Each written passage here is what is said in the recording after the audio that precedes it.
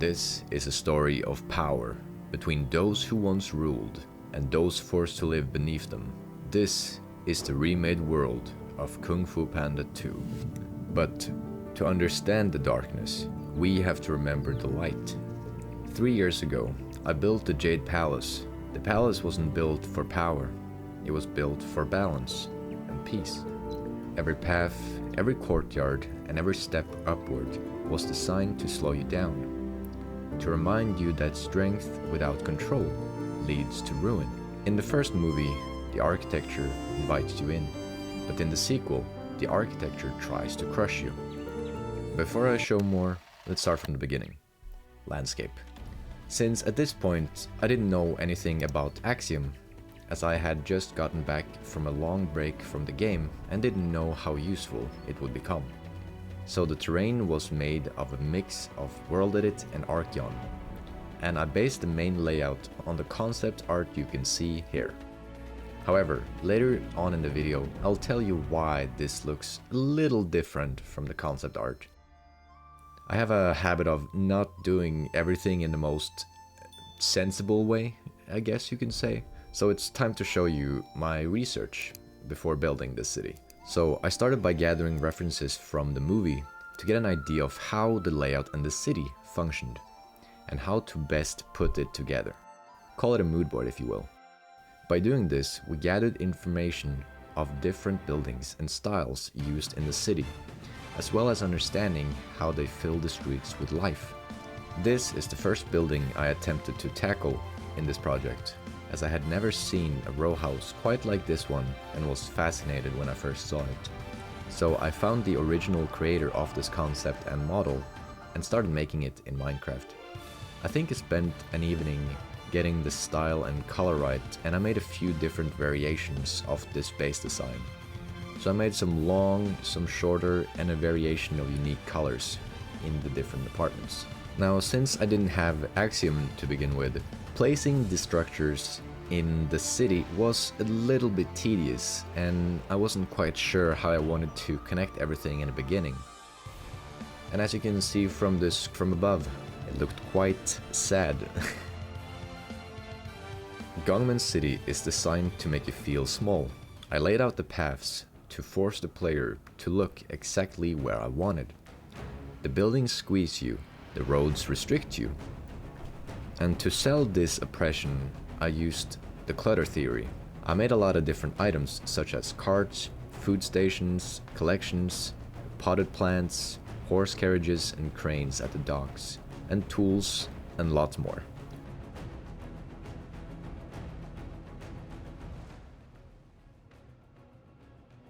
While building these tight streets, I realized something.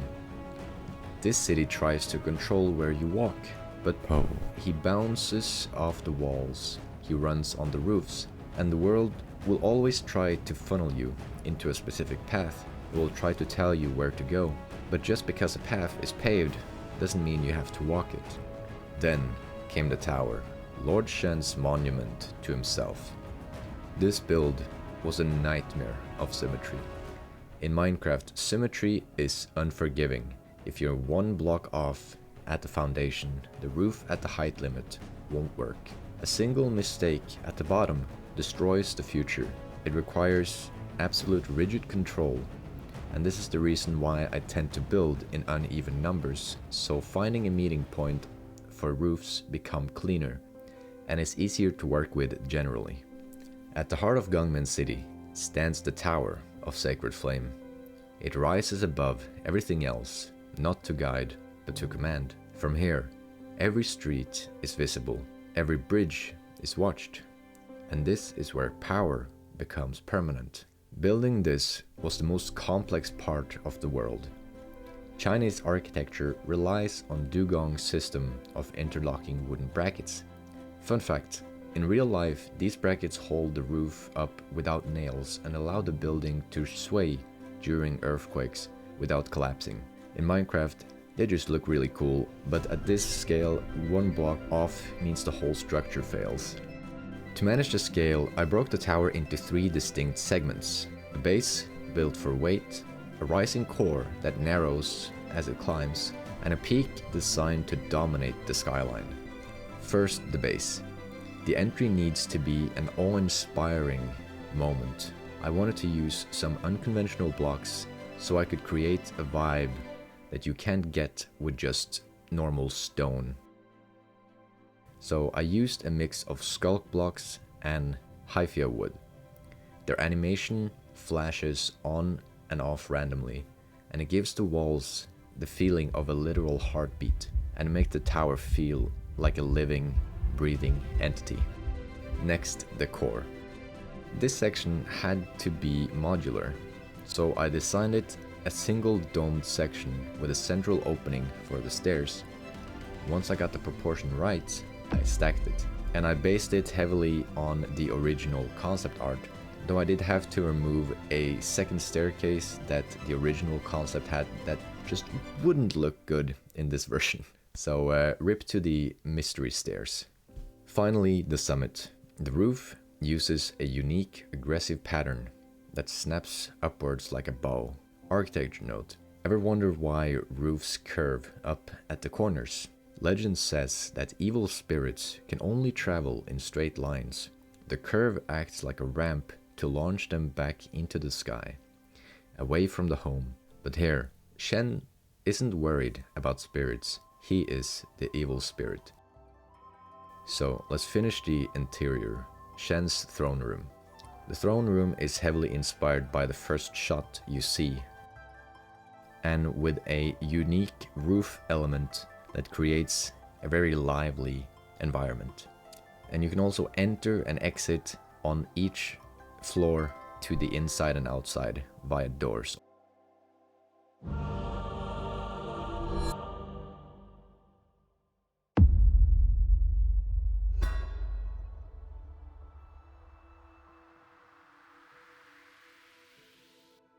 Fire it holds isn't sacred because it protects, but because it cannot be challenged. But every tower casts a shadow, and inside that shadow is the cost of all this ambition.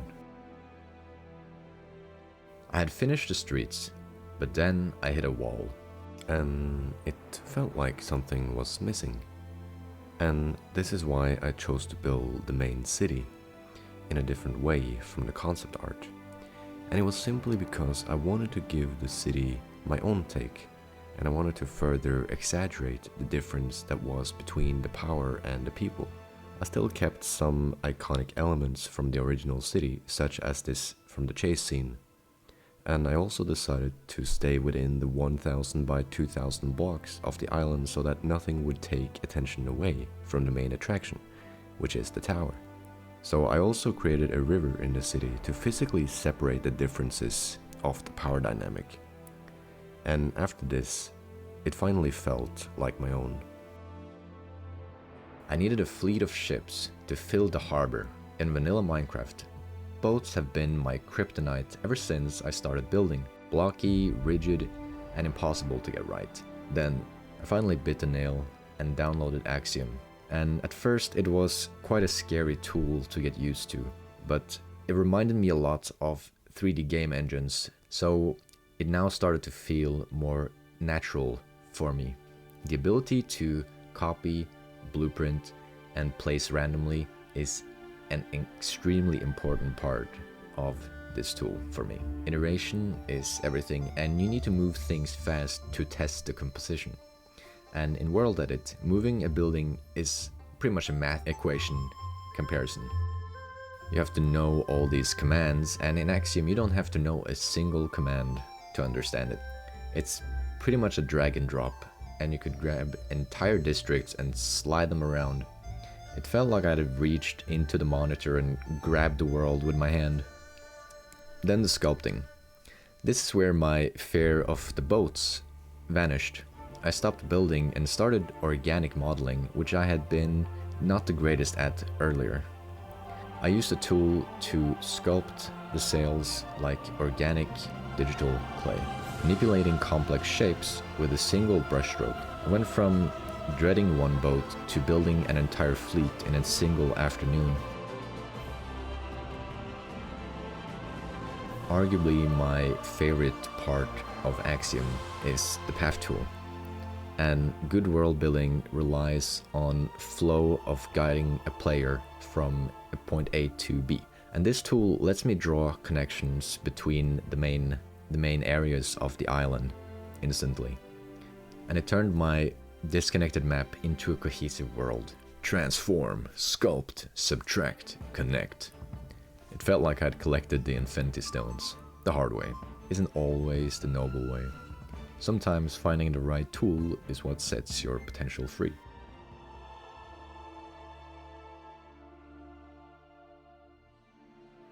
After Po was captured, he was sent up to the Tower of Sacred Flames, to the top floor to meet with Shen. During the battle sequence, Po remembers Shen's symbol. This unlocked a core memory for Po, one he had thought to be nothing but a dream. This is when Shen escapes to the Firework factory.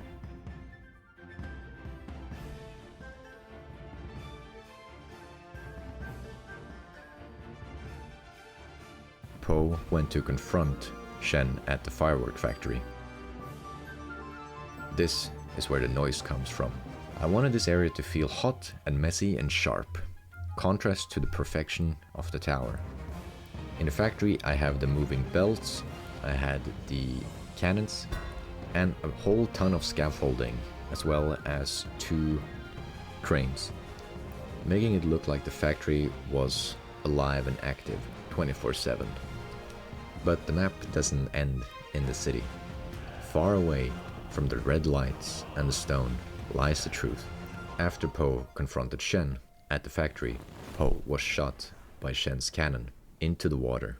He was lifeless, carried away by the water to somewhere familiar, Po's village. Shen didn't just destroy this place, he tried to erase it. Building this was strange, unusual. In Minecraft, you build to create. Here I had to build to destroy. To get the look of a burned world, I used the gradient of dark greens, basalt, and grey. I planted dead trees that I designed specifically for this moment, twisted, black. Standing in the ruins, you realize this isn't a battlefield, but a graveyard of memories. This is where Po lost everything. But it is also where he stopped running. He realized that the past is just a memory, but the future is a choice. Po didn't stay in the ruins. He chose to come back, not to destroy the city, but to save it. The harbor is the stage for the final battle. To sell the chaos, I built frozen explosions. By mixing orange stained glass with a new resin block, you're able to create this really cool effect. You can create a particle effect that looks dynamic even when it's standing still. This project took a long amount of time and I broke the height limit, I mastered the Axiom engine, and I built a city of fire. And finally I found the balance, not just in the build but also in myself. So before I give you the final cinematic shots, you can download the build on Patreon now. There are many secrets for you to uncover that I didn't show in the video, one of these being the Gongmen jail. But the most important thing I want you to take away from this video isn't the building trick, it's this. Like Po, you are the only person responsible for yourself and who you are.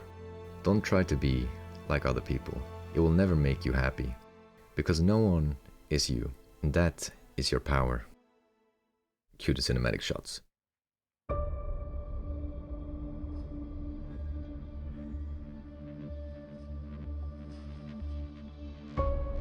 You think knowing will heal you?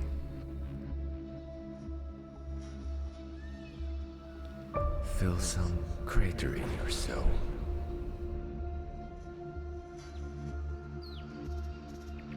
Your parents didn't love you.